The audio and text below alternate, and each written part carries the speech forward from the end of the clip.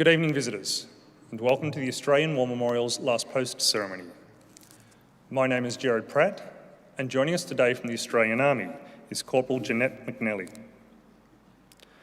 We welcome the veterans who have served, those who are still serving, and the families that love and support them.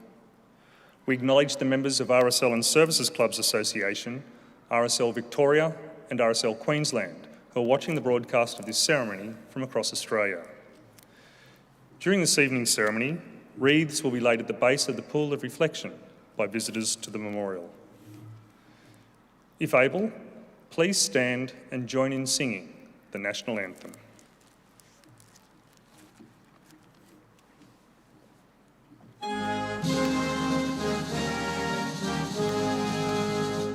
Australians, oh, let us rejoice, for we are one and free.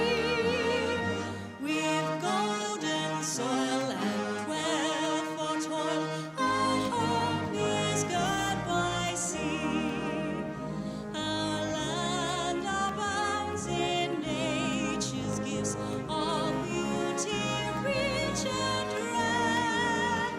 In history's page, let every stage advance Australia fair.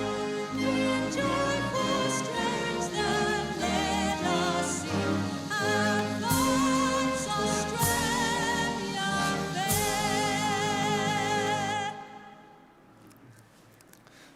Please be seated.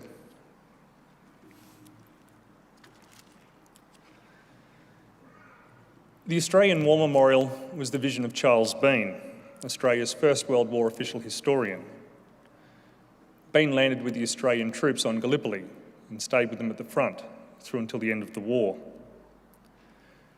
The idea of this national memorial and museum came to him at Pozières, France, in the depths of the bloody fighting of 1916.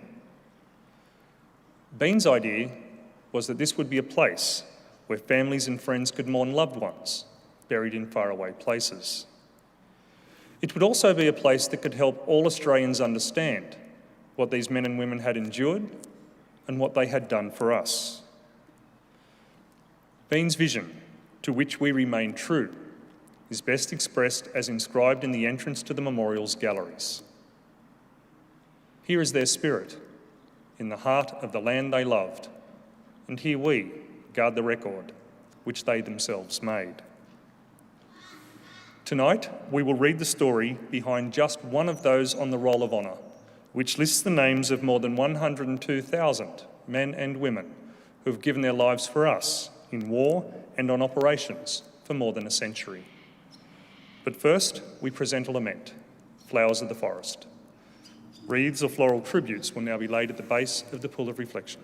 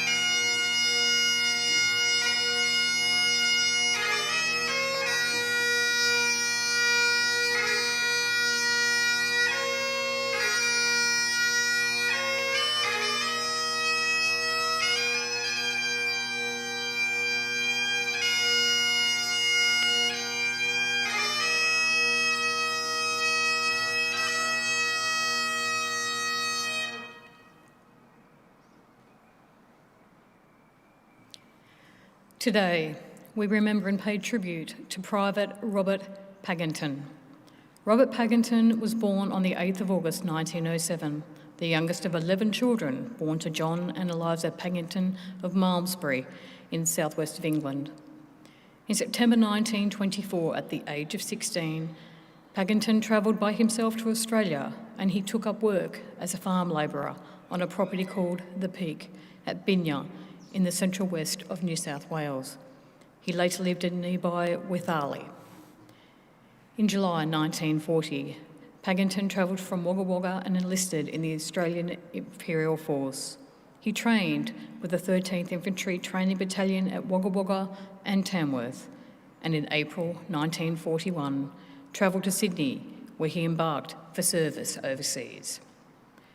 Sailing for Egypt, Paginton joined the staging camp at Amira and in early June moved to Tobruk with the 2nd 13th Infantry Battalion. Paginton came to Tobruk just as the German Afrika Korps, commanded by Lieutenant General Erwin Rommel, moved to surround the North African port, subjecting Australian forces there to prolonged siege. Australian troops at Tobruk operated in difficult conditions and with scarce resources, subjected to nearby constant artillery and machine gun fire and attack from Axis aircraft. They conducted patrols near the German lines to shore up the defences. Their determination earned them the nickname, the Rats of Tobruk. On the 22nd of June 1941, Paginton died of wounds received in action. The chaotic nature of the fighting at Tobruk makes unclear exactly what happened to him, but he was likely wounded by enemy mortar fire or by setting off a booby trap set by the German and Italian troops in the areas surrounding Tobruk. Robert Paginton was 33 years old. He'd been in North Africa for less than 2 months. Today, his remains lie buried at the Tobruk War Cemetery in Libya, where more than 2,250 Commonwealth servicemen of the Second World War now lie. His family in England, who he had not seen since he was 16 years old, chose the following epitaph for his tombstone. "Not a day do we forget you. In our hearts, you're always near." His name is listed on the Roll of Honour of my left, amongst more than 40,000 Australians who died while serving in the Second World War. A photograph of his headstone is displayed today beside a pool of reflection. This is but one of many stories of service and sacrifice told here at the Australian War Memorial. We now remember Private Robert Paginton, who gave his life for us, for our freedoms, and in the hope of a better world.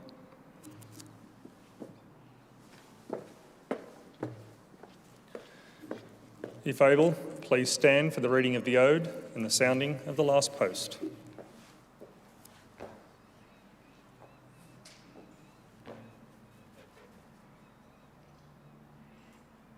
They shall grow not old, as we that are left grow old.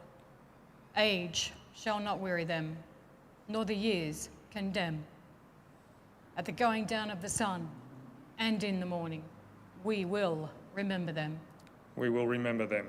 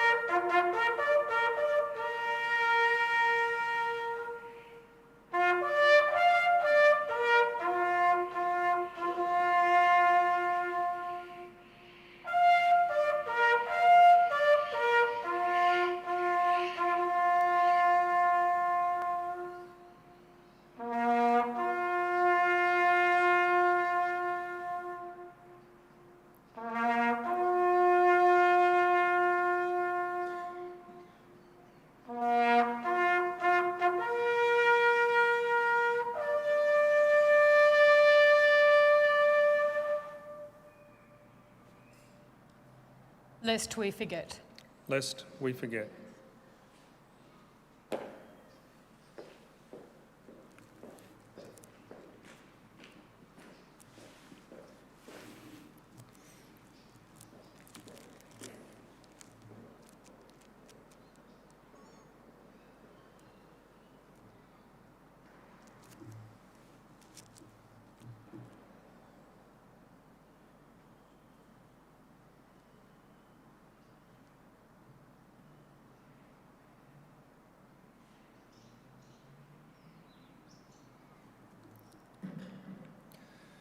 We leave you this evening with the words of the memorial's founder, Charles Bean. Many a man lying out there at Pozieres, or in the low scrub at Gallipoli, with his poor, tired senses barely working through the fever of his brain, has thought in his last moments, well, it's over. But in Australia, they will be proud of this. Ladies and gentlemen, girls and boys, that concludes the last post ceremony. We thank you all for visiting the Australian War Memorial and wish you all a very good evening. Thank you.